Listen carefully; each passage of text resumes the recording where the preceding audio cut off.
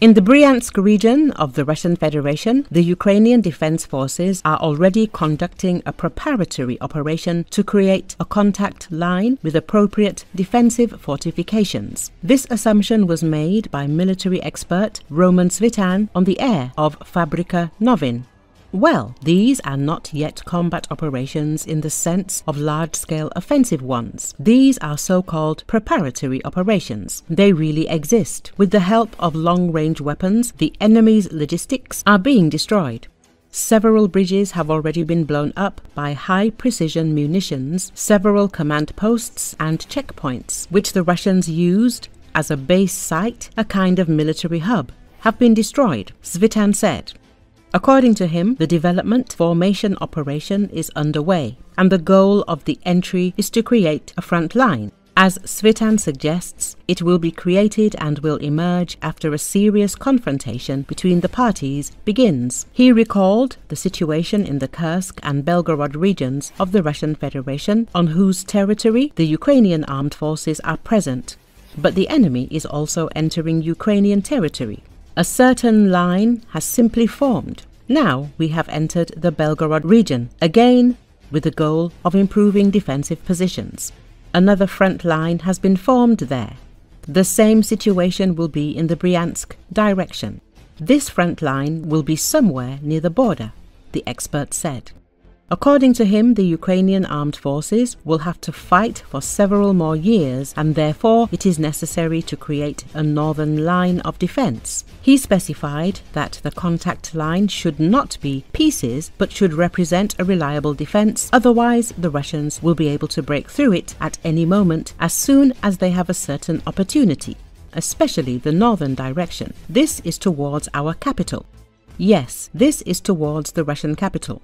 Including to the north, it is exactly 450 kilometers to Moscow. But to us, there is also a little more than 300 kilometers. That is, this also needs to be understood. And for us, it is very important that between our capital and the Russian capital, there is such a sensible, well-developed line of fortifications. Whether the Russians want it or not, it will definitely be created, because in the northern front, it should have been the main one since 2014. It was we who were drawn there to the south, away from the Russian capital, Svitan is sure. As reported at the end of February, the Ukrainian Air Force launched an attack on the Russian FSB border outpost in the Bryansk region. According to the General Staff of the Ukrainian Armed Forces, important military infrastructure of the enemy was destroyed. Communications equipment, signal amplifiers, satellite communications equipment, and other means that were used to coordinate military operations.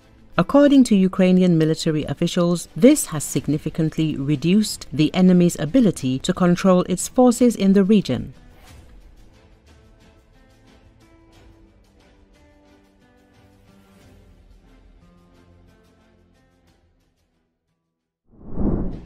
South Korea's military fired warning shots after North Korean soldiers crossed the rivals' tense border on Tuesday, South Korean officials said, the first known border intrusion by North Korea in nearly a year.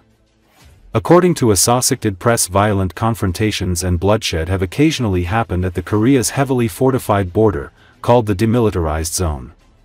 But Tuesday's incident won't likely escalate, as it didn't cause any casualties on either side and North Korea hasn't returned fire.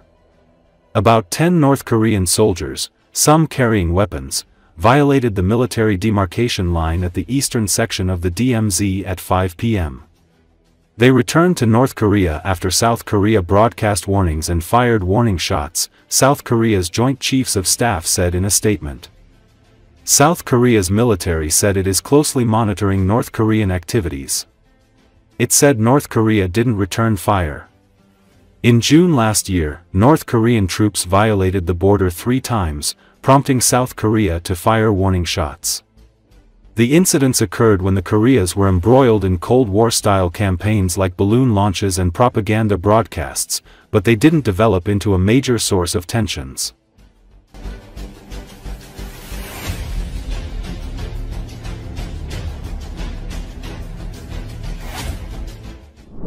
A wildfire has destroyed several buildings in the outskirts of Russia's far eastern city of Chita on Tuesday.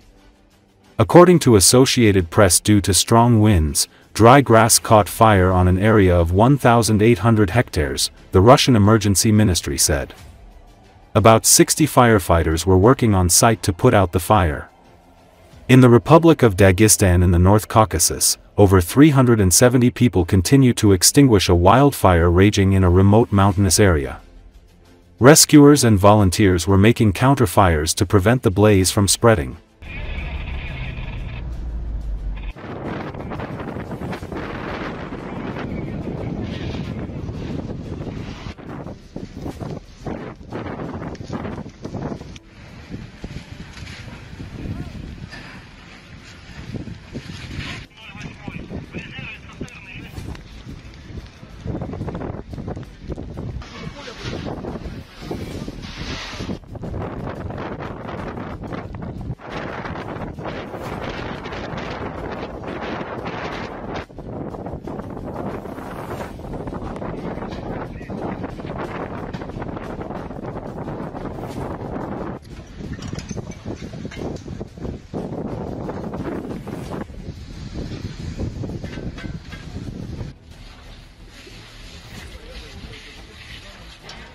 Запасной вариант, вон там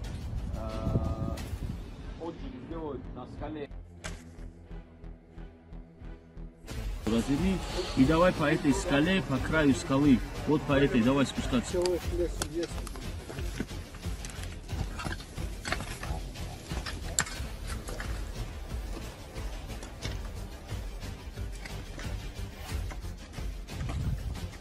В труднодоступной зоне происходит горение лесной подстилки и древесной растительности.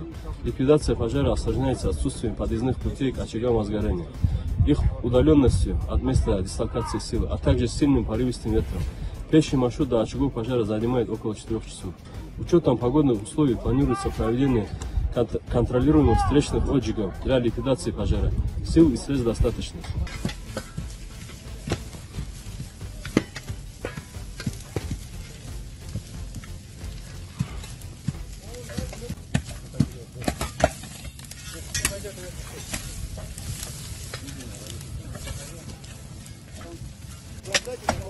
Встречный план для предотвращения распространения огня по траве.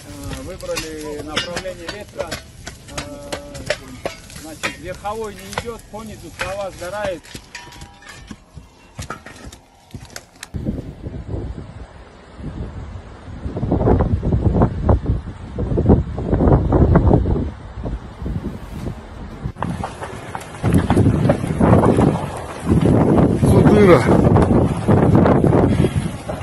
Горит все. Вон дома все сгорели. Там уже с крайней сгорели все.